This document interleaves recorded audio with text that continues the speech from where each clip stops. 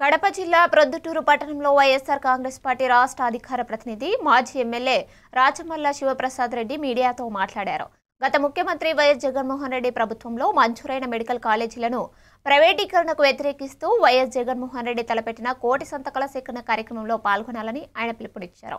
ఈ కోటి సంతకాల సేకరణలో భాగంగా రేపు సాయంత్రం ప్రొద్దుటూరు మండలం అమృత్ నగర్ నందు సంతకాల సేకరణ కార్యక్రమాన్ని నిర్వహించనున్నట్టు తెలిపారు. ప్రొద్దుటూరు నియోజకవర్గంలోని వైఎస్ఆర్సీపీ కుటుంబ సభ్యులు, శ్రేయోభిలాషులు అంతా ఈ కార్యక్రమానికి హాజరై ఇంటి వరకు సేకరించిన 96,000 సంతకాలకు తోడుగా అమృతనగర్ సేకరణలో కలిపి 1,00,000 సంతకాల్లో లక్ష్యాన్ని పూర్తి చేసి కార్యక్రమాన్ని విజయవంతం చేయాలని రాచమల్ల శివప్రసాద్ రెడ్డి కోరారు. వ్యతిరేకిస్తూ కోటి సంతకాల సేకరణ ఉద్యమాన్ని ప్రారంభించినాం.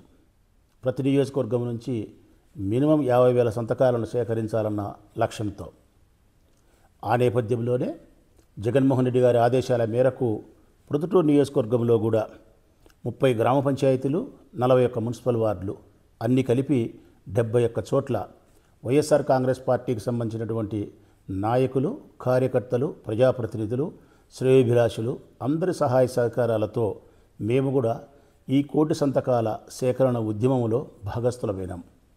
ఇందులో ప్రొద్దుటూరు నియోజకవర్గంలోని ప్రజలు విశేషంగా ఈ కార్యక్రమాన్ని బలపరిచినారు.